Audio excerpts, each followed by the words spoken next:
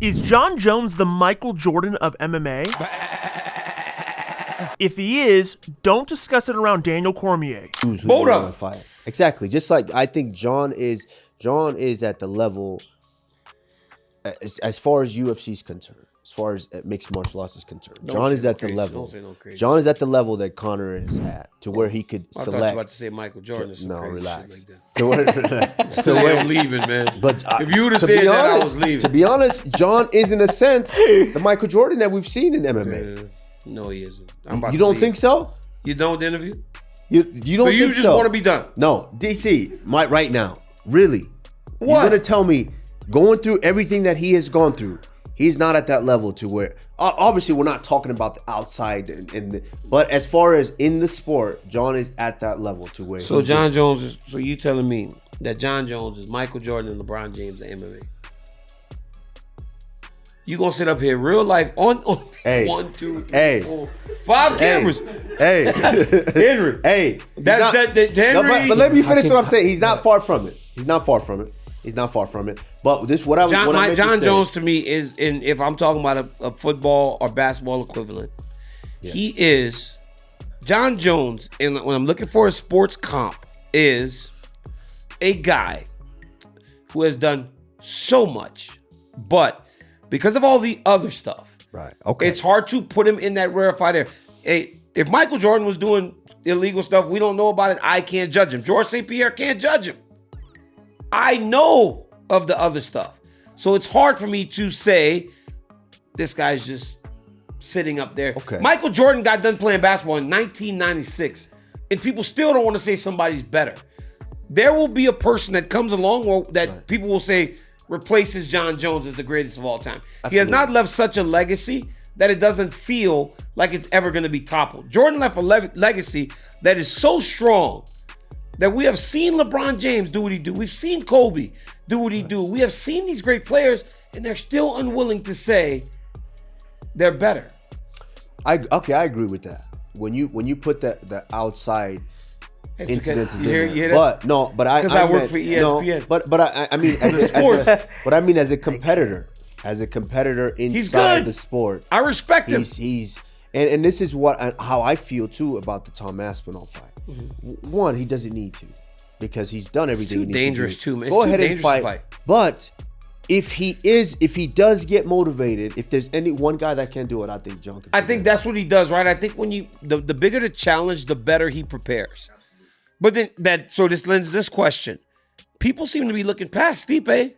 Everybody's looking past Stipe. True. So will he not train himself as hard? Because if he looks past Stipe's a bad boy. Stipe Miocic is a bad boy. He hits hard. He's not slow. He can wrestle. He's got good cardio. And Stipe's not a quitter. That's going to be a tougher fight for Jon Jones than people even imagine. Aljamain Sterling recalls Jon Jones going nuts at a bar a week before early fights. And I think suspect number one, and I got to see this firsthand, was Jon Jones. Mm-hmm. When we were in college together, and he was in the UFC, I was still at Cortland. We went to school at SUNY Morrisville. That's where I first met him.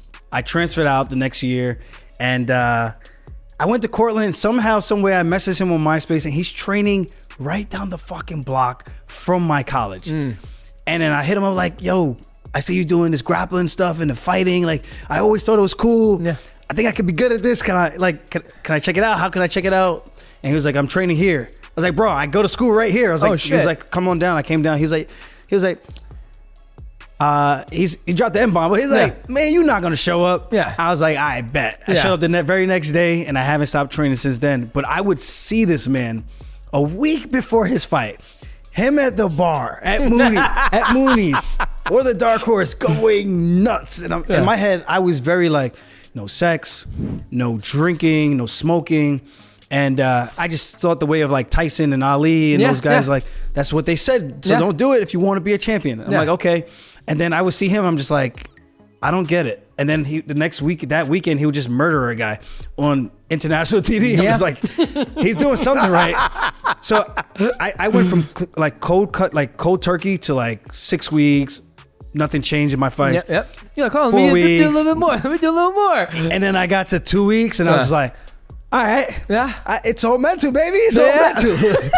Just put the damn work in and you're good. That's the one thing I will say. Like, I just now started experimenting with marijuana, weed, right? And I, at first, like, cause I watch my wife do it all the time. And I'm like, we first got there, I was like, if you're gonna be with me, you can't smoke weed. You have to stop it now. She goes, fine, I'll stop. And then I was like, you know, we had our shit together. She's working, we're working.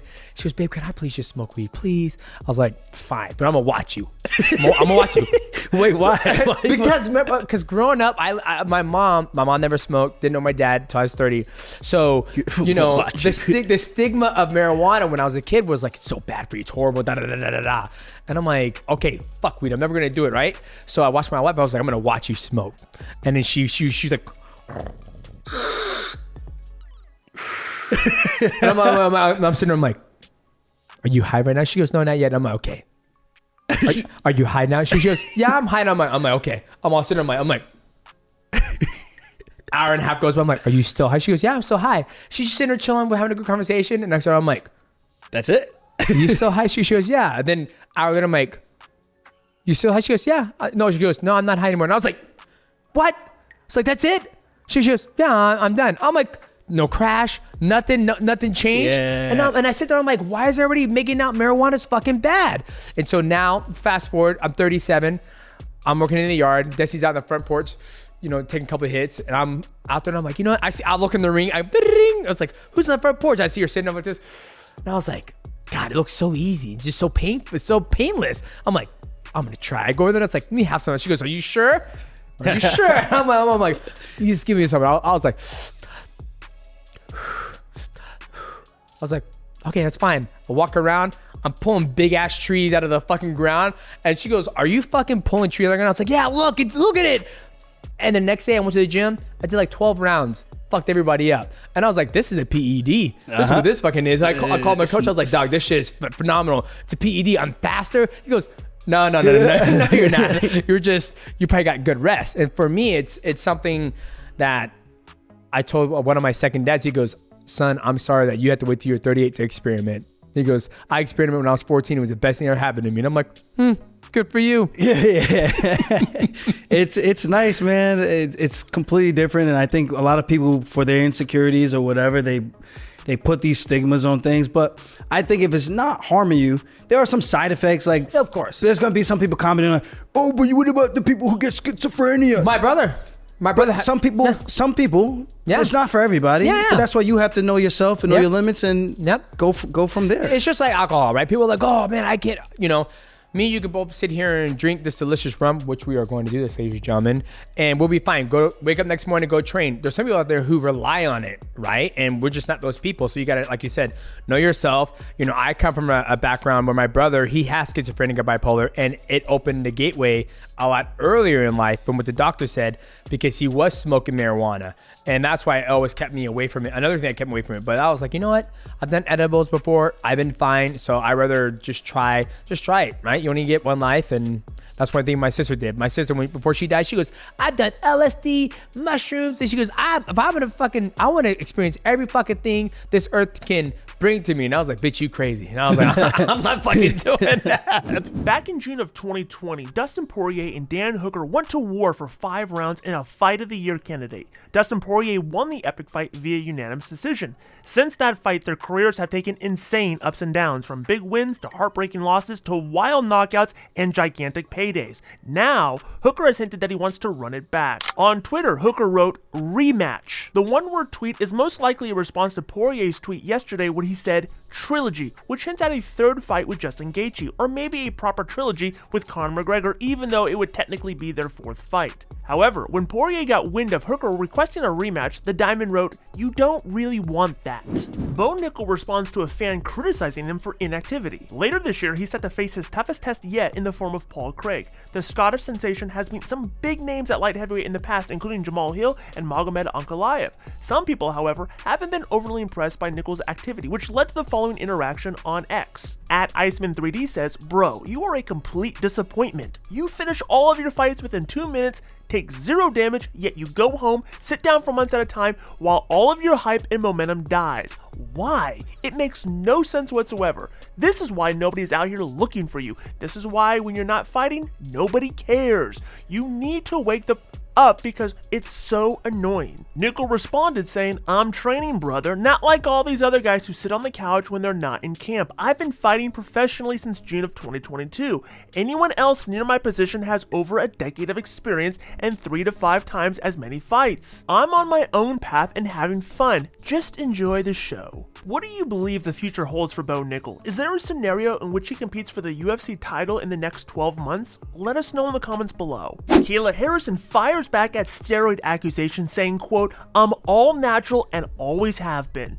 It doesn't matter if it's fact. When somebody puts things in the atmosphere, some people just run off with it. When you heard that, how frustrated was it to hear that? And I'm not going to say you want her more than Raquel, but I would assume that you want to bounce some elbows off her forehead. Yeah, I mean, honestly, at first I was pretty I just feel like it's low class. You know, I would never publicly accuse someone of something if I didn't have hard facts or hard evidence that pointed me in that direction.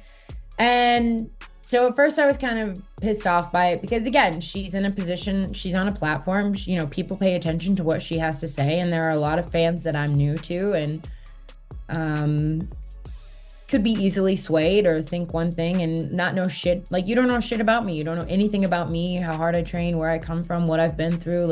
And so just to make these haphazard comments is, I think, low class. And then I really considered it a compliment. I realized that, like, damn, you don't work hard enough to look the way I look, and you don't believe in yourself enough to have this kind of hard work and dedication. And so I consider it a compliment. Like, I'm all natural. I've always been all natural. I've worked my ass off since I was 12 years old. And I'm proud. I'm proud of the work I've done. And listen, whatever Juliana or any keyboard warrior says doesn't take away from that. Like, I know the truth. Hopefully the fans will learn the truth. I mean, I've been tested. The only one who's been tested more than me at this point is Conor McGregor, I think. Really? Or maybe, yeah. I've been tested like 11 times this year. And I think people also forget, like, the first time I was tested by USADA, I was 12 years old. Like, they came to my middle school. I don't know if there are people who, like, live in some kind of delusion, but my mom and dad were nurses. I was from Middletown, Ohio. Like, no one's given a 12-year-old steroids, you know? Like, it's not happening. I was on the national roster. I've been tested since then. So they have all of my previous history. Like, I'm just not a cheater. I've never taken steroids. I never will. I don't believe in it. I think especially in our sport, it's borderline dangerous, you know, like we're inflicting damage on each other. And I would never taint my legacy in that way. So. And that does it all for today's video, but make sure you like this video, subscribe to the channel, and click the bell notification so you can get notified every time we release a new video. And in case you missed it, check out yesterday's news.